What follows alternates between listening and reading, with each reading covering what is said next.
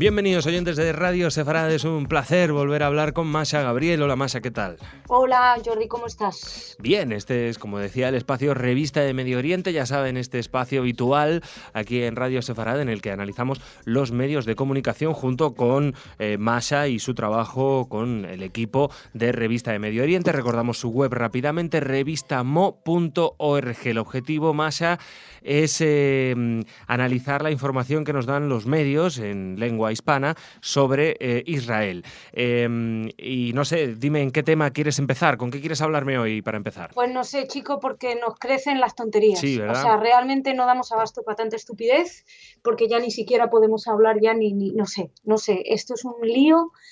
Vamos a ver.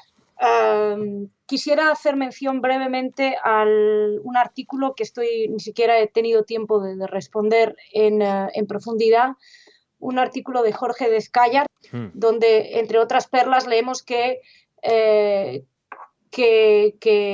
para comprender el problema tenemos que entender la falta de expectativas palestinas. Que la intifada de los cuchillos inició tras una visita de parlamentarios judíos que querían orar en ella. Bueno, hay que poner muchos puntos.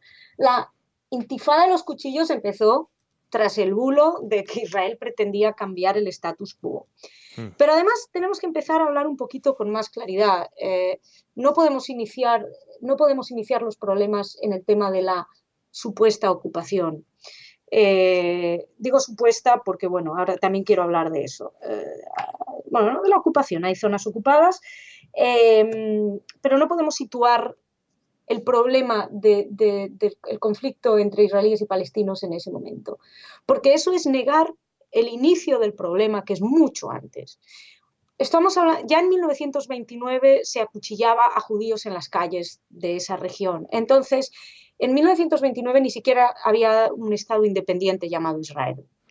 Con lo cual tendremos que recentrar el debate. ¿Que queremos mencionar la ocupación como parte del problema? No hay ningún problema.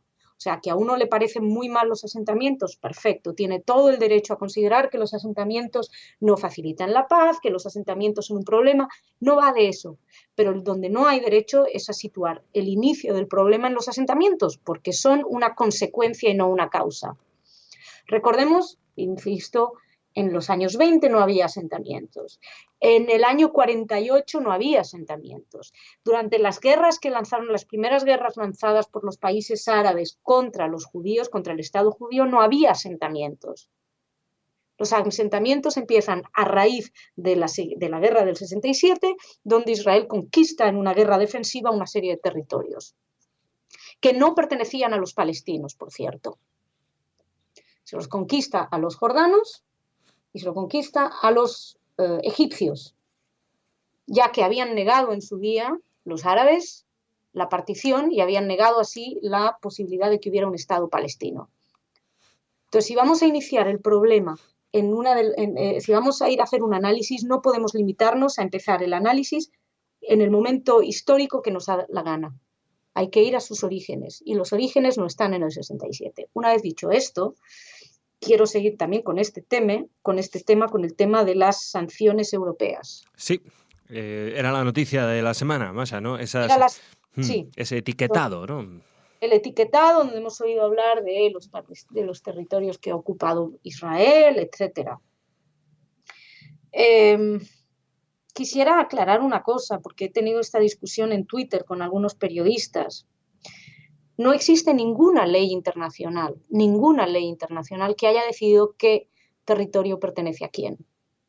Todas las leyes internacionales, y te citan sistemáticamente a la 242, y también los acuerdos de Oslo, que por cierto Europa es firmante de los acuerdos de Oslo, dicen que los territorios se decidirán en negociaciones entre palestinos e israelíes.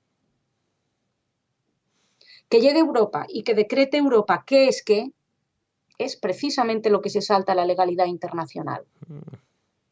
Tal vez lo que habría que hacer sería obligar a los palestinos a sentarse a negociar, cosa que están evitando una y otra vez.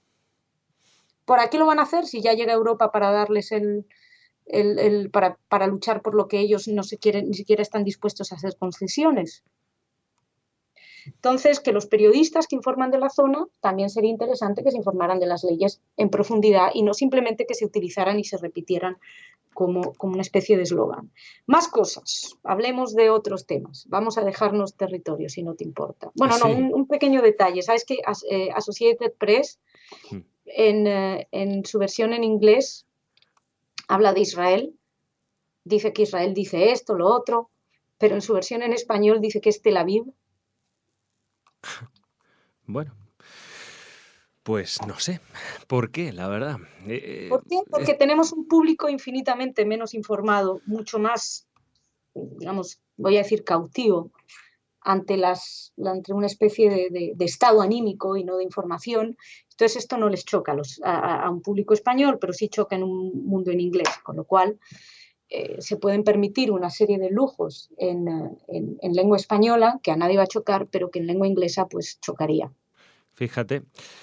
Para tener en cuenta también ese doble rasero, ¿no?, que utilizan a la hora de informar en un idioma u otro, ¿no?